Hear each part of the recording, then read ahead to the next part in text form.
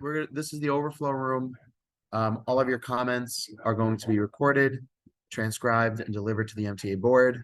They will also be on our YouTube page for this event following.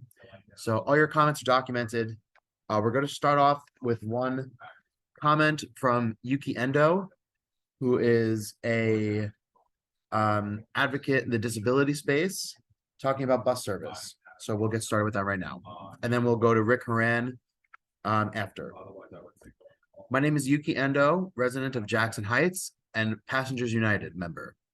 I'm outraged with the MTA for not providing $7 round trips for X80 bus service for the Vegan Dale Festival at Randall's Island on September 16th, because the Vegan Dale Festival is a major vegan food and vendor concert event, so it should be treated as a major event. As a result of no X80 bus, I wasn't able to attend the Vegan Dale Festival because there were bunches of M35 trips that went missing and forced overcrowding. Also, during the long-term 63rd Street F train shutdown over the 63rd Street Tunnel, Q102 buses should be free fare because Roosevelt Island residents are confused with the shuttle train and shuttle buses. Currently, REOC provides early morning shuttle buses on weekdays only between 7 a.m. and 11 a.m. from the Graduate Hotel to the Queensboro Plaza, and weekend tram shuttle buses between Roosevelt Island Tram and the 2nd Avenue 59th Street on afternoon trips only from 3 to 7 p.m. Q95 shuttle buses should be extended from Roosevelt Island during weekday and weekend to assist Roosevelt Island Tramway and F train passengers. Also, MTA and REOC should work with the New York City Ferry to cross-honor MetroCard and OmniCard holders on the Astoria Ferry at Roosevelt Island, 34th Street, and the Brooklyn Navy Yard. I am outraged with the Long Island Railroad derailment and Ronkonkoma train skipping Mineola, which is one of the busiest train stations. In the aftermath of the derailment in Queens Village, I'm sure many Nassau and Suffolk County residents were stranded because Nice Bus, Suffolk County Transit, and Hampton Jitney buses do not run 24 hours except for the Nice N4 and N6 routes. Even with Suffolk County's bus redesign, the Suffolk County buses do not run 24 hours and accept the MetroCard and Omni. Thank you for your consideration, and attached are proof of REOC shuttle buses weekdays and weekends. Okay, we will go to Rick Horan, followed by Sandra Watson.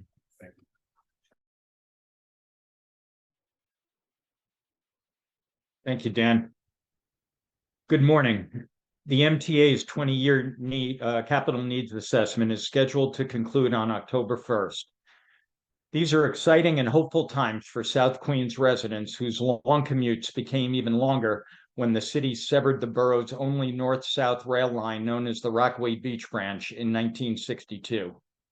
This reactivation, also known as Queenslink, is not just an extension of a subway line, but joins two ends of different subway lines. It will reconnect the Rockaway Peninsula and JFK with Midtown Manhattan and everything in between. The MTA's 2018 feasibility study confirmed that the new line could utilize a Queens Boulevard tunnel connection that was built for that purpose in 1930. It also predicted a daily ridership of 47,000. What kind of city moves tens of thousands of people into public housing projects in Far Rockaway at the very end of the longest line in the system, and then shuts down the Rockaway Beach Branch transit artery, denying them access to jobs, education, and healthcare?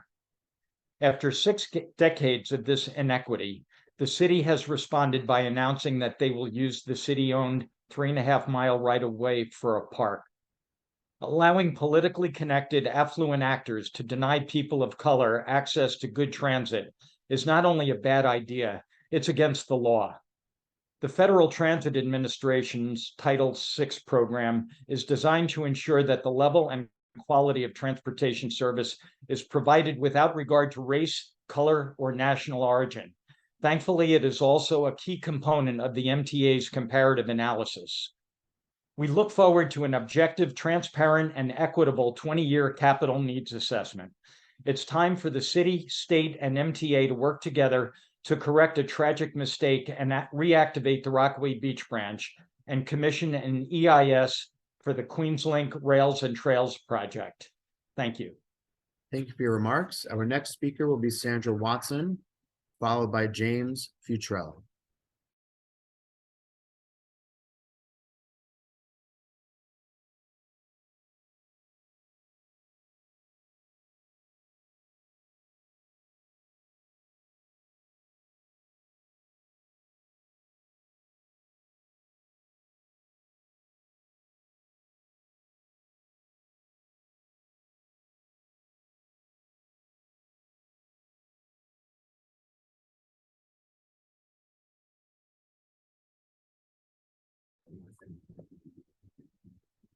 Hey, folks, we're gonna go to James Futrell, and we're gonna try and reach Sandra after, but we're gonna go to James Futrell, followed by Matthew Bukes Highland.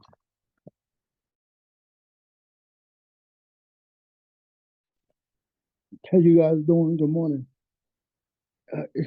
Everybody who seems to be on this call is very passionate. That I totally just agree with everybody on this call. Um, I'm a father,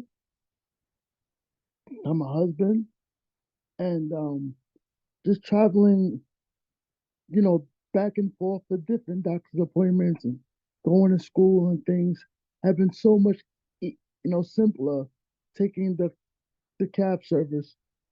But for now, I feel like the MTA is forcing us back to regular accessorized. When it comes to paying for everything, it's gotten so just unbearable because it's like I would literally have to book an accessorized appointment. Then after I take my accessorized, then take the e-hail just to pick the kids up from school. Or, and it's just ridiculous. I'm so emotional and choked up because it's like I hear people talk about being stranded for 2, 3 hours trying to get to work. Like I literally stopped using Accessorize for years because I had the cab service. But now I feel like you guys are forcing us back. And it's harder now because there's more people who feel like they have to take Accessorize. That is not fair. There's no way you guys could properly accommodate everybody. It's just no way. So, I feel like what you guys should do is set one base price to go, anywhere within the 5 boroughs. Have one base price. Set it to 290. Then let us go to where that we need to go, and let us enjoy ourselves. I feel like you guys are forcing us just to go to the doctor and back, and that's really not fair. Things have to change. Thank you. Thank you for your remarks. Our next speaker will be Matthew Bukes Highland, and followed by Jovanka Allen. Wait, let me start the.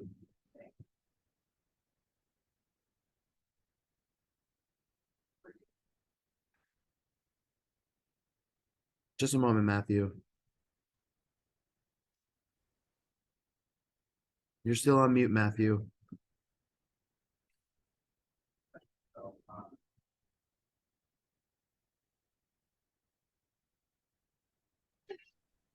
All right, can you hear me now? Or... Yep, you're good. All right, perfect. Good morning. My name is Matthew Buckus Highland. I want to speak today about two things: safety and leadership. For the safety component, I applaud the police officers in the city subways and buses. Can't do that yet. Can't do that. Oh, sorry. Sorry. Subways and buses. While at the same time you have the Democratic Socialists of America that want to defund the police and ruin public safety for all of us. The second component I want to talk about is leadership. And the leadership is that, have a vacancy for the Rockland County seat and the Orange County seat. So I would advise um, um, the county executives Ed Day and Steve Newhouse to nominate to recommend someone and nominate to Governor Hochul for a remark. I would like to consider maybe a Connecticut non-voting representative. Thank you. God bless you. And I'll turn it back over to Mr. Rendell. Thank you very much. Thanks, Matthew. Our next speaker will be Jovanka Allen, followed by our final speaker, Michael Ortiz.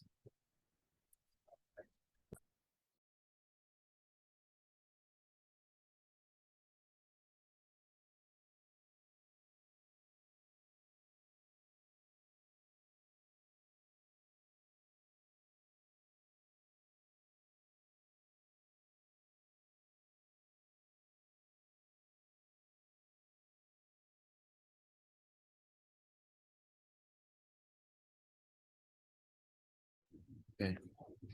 We will go to Michael Ortiz right now, while we work out Jovanka's technical issues. So Michael, please unmute yourself and you have 2 minutes. Good morning, passengers of the MTA. First of all, I would like to come out here to address the problems of the S93 bus. First of all, the bus is extremely overcrowded. This is the bus running between Bay Ridge 8060 and the College of Staten Island. I've seen a big crowd running around the bus, and not everyone was fitted in there.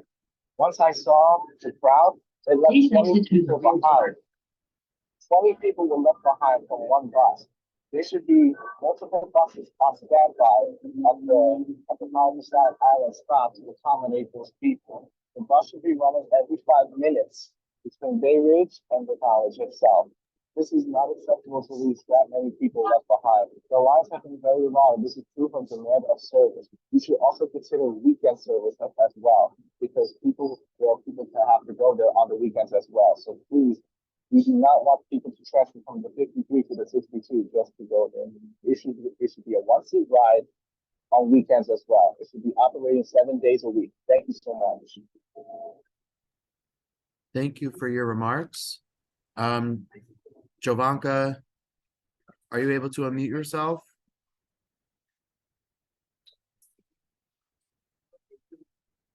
Sandra, are you able to unmute yourself? Are you still with us? They're not, neither.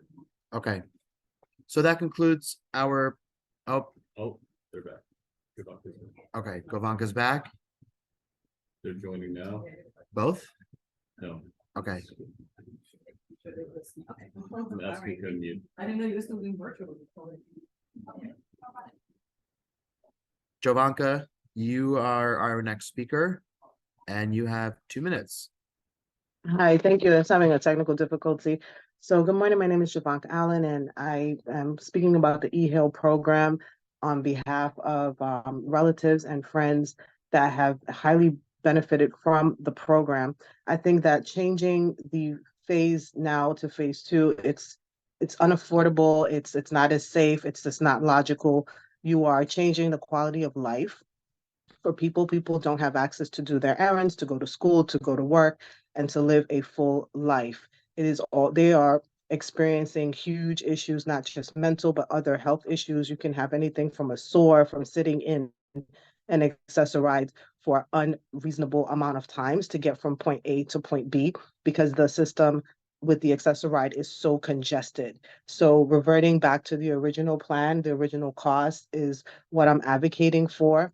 We have brothers, we have sisters, aunts, uncles, mothers, fathers that are disabled, and anyone can become disabled at any time. So this needs to be reinstated to its original form to stop overloading the system and causing unnecessary stresses. Here, this is America, this is New York City. We're a safe haven community. We need to have an acceptable way for our community, our disabled community, our brothers and sisters, to get from point A to point B. We are holding them captive. MTA is holding these people hostage. So they have to now decide on where and when and how to use these allocated rides and how to allocate their funds. And that can mean food for someone, that can mean some other necessity that they have to forfeit or forego in order to get to a doctor's appointment. It's not logical. Let's put our disabled community here at and our at-risk community here, let's give them some access. Okay, it's not all about MTA and going on the buses and trains. The cab fare option needs to be reinstated and put back in place. Thanks. I'm muted. Thank you for your remarks, everybody. That concludes our public comment session on overflow. Thank you for all of your remarks and have a great day.